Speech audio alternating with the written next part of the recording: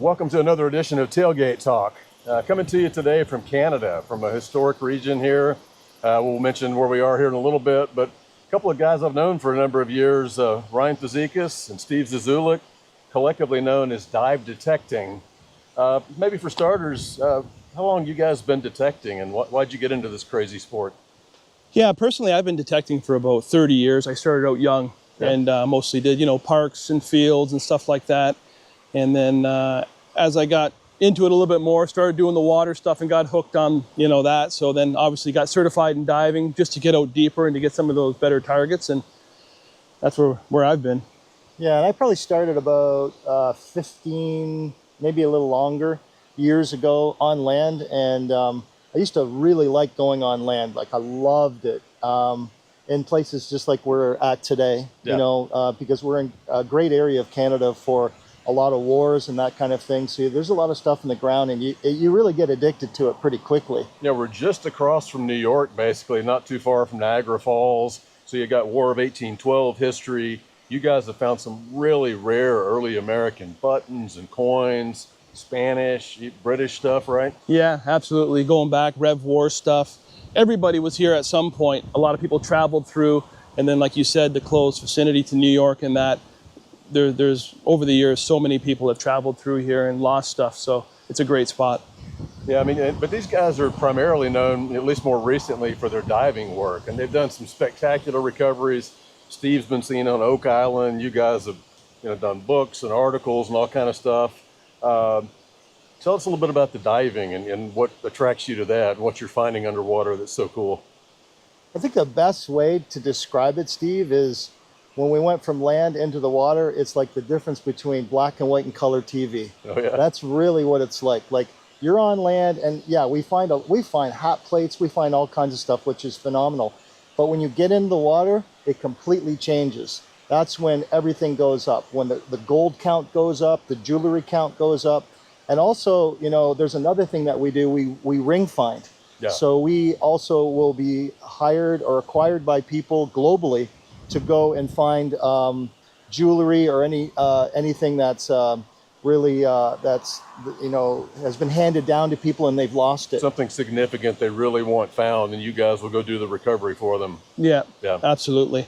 And another thing to mention about the water finds is like the condition. The condition of the water finds are far superior than things that are found in the field in most cases. I've barely touched the surface with these guys, but a few dives we've done in the past where there's an old pier or where Americans would come over to Canada, we find Indian head pennies, buffalo nickels, coins that are 100 years old, and they're almost perfect, pristine on both sides, just because they're so well preserved by the water, right? Yeah, absolutely. And we're fresh water here, so that helps as well. But yeah, it's just beautiful stuff comes out.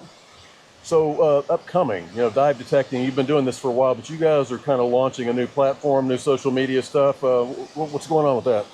Yeah, we're excited. We're going to be launching a new company, to speak, between Steve and I, just putting everything together that we've done over the years and just sharing what we do, what we're doing all the time and traveling and doing recoveries and checking new areas. It's going to be really exciting to share that with all the viewers. And you've used a lot of brands over the years, and I know recently you guys have been trying out the Vortex, and already you'll see it coming up on Dive Detecting. They've found a couple of really killer stories, some recoveries they've made.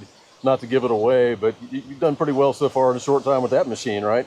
Well, it's been, this summer's been incredible. So we've had the Vortex, and we've been getting called out for ring finds almost daily, maybe a couple times a day. And some of the things that are going to be coming out on our channel, we video everything, above ground, in the water, on boats and everything like that. And for us, it's like, there's so much stuff that we do, and it's so, like, if I was a viewer, I'd just sit and watch it. And we just say to ourselves, you know what?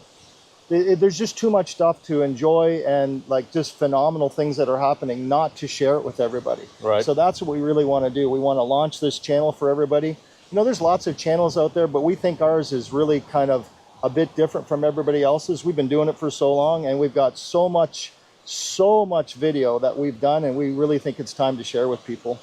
Yeah, a lot of cool stuff to check out on that.